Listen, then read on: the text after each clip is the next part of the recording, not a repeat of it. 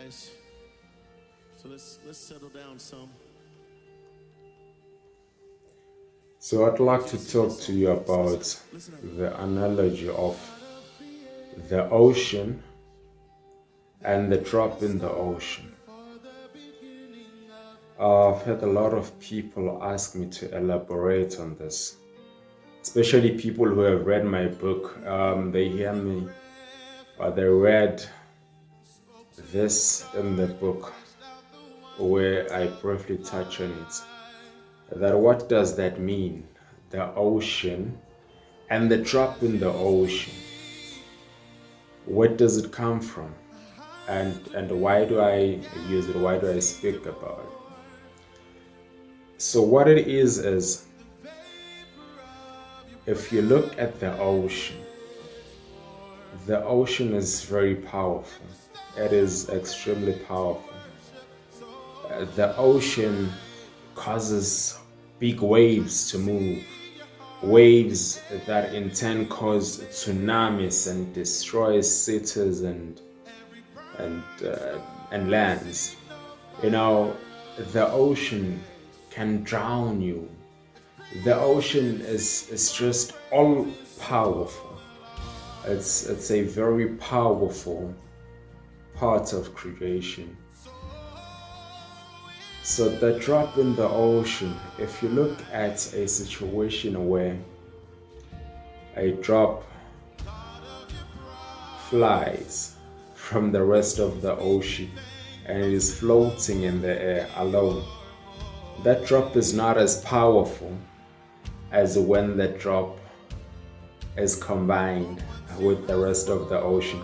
So when the drop is floating on its own, it cannot cause tsunamis, it cannot create big waves, it cannot drown you, it cannot even wet your body, right? So when it floats on its own, the drop is very powerless.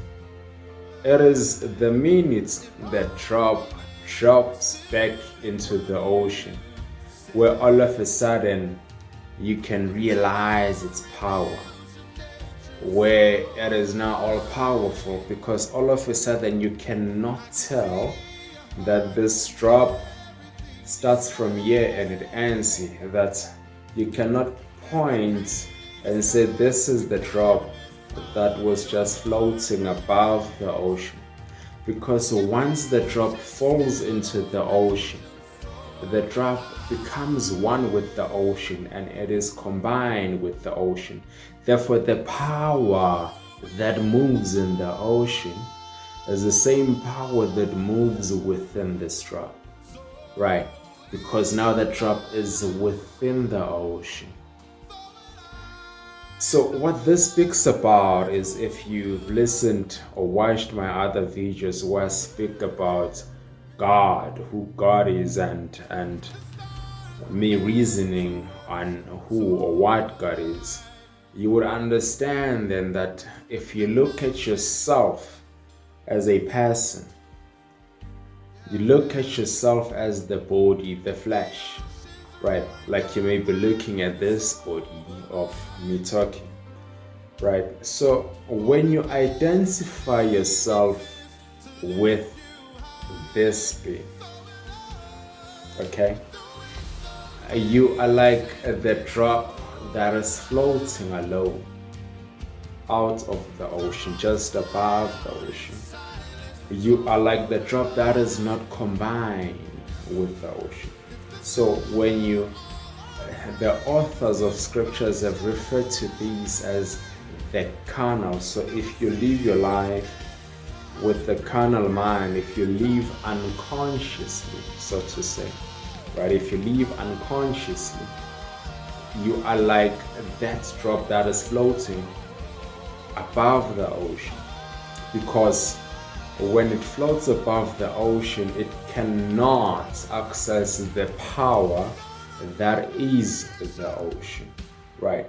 But once you start living consciously, once you start understanding that you are not the flesh, that you are not this body, therefore you realize that you are actually a piece of God, that you are present in God, that God is present in you, that you are spirit, that you are consciousness, that you are the life that is in the body. Once you start living consciously, the authors have also written this, they refer to this as being spiritually minded. Once you are spiritually minded, that is when you realize the power that you are, because you realize now that you are in God, that you are a part of God. Therefore, all that God is, and all that God has, and all the power that God has is suddenly available to you. Just like the drop that was floating and was powerless, but the minute it dropped into the ocean and was combined with the rest of the ocean, then the drop realizes the power that it is, the power that it has, because suddenly it can harness the power that is the ocean. So the drop in the ocean analogy speaks about that as you continue your journey and you continue living unconsciously, you continue to suffer, right? Because you do not understand who you are, because you do not understand the power that you have. If you have $10 in your pocket and you don't know that you have it, it is as good as you not having it, right? Because you have something that you could use to change your life. Whether you could kill the hunger in the flesh because you could take it and buy some food. But if you don't know that you have it, then it is useless to you. It's the same thing that if you do not know that in God you live, in God you move, and in God you have your being, then it is as good as it does not matter. Because if you know that and you understand that and you start living consciously and you realize that you are one with God and God is one with you, that you are a piece of God, that you are the drop of the ocean that was floating but fell into the ocean and was combined with the rest of the ocean. If you understand that, and all of a sudden you become a powerhouse, you become powerful. Not powerful in a sense that you can go and break things up, and no, but you understand, for instance, that because when you were living unconsciously, little things would steal your peace, little things would take away your peace. But once you become conscious, you understand that's the power for your peace remains with you, that it is not given to anybody else. Therefore, you start controlling and determining how you are feeling, that there are no external factors that influence the way you feel. Therefore, if you choose to be peaceful at all times, you understand that you can do that, because now you understand the power that is God, the power that you possess, and the power that is in you, right? So there's a very popular story also that the scribes have written, a story of the prodigal son,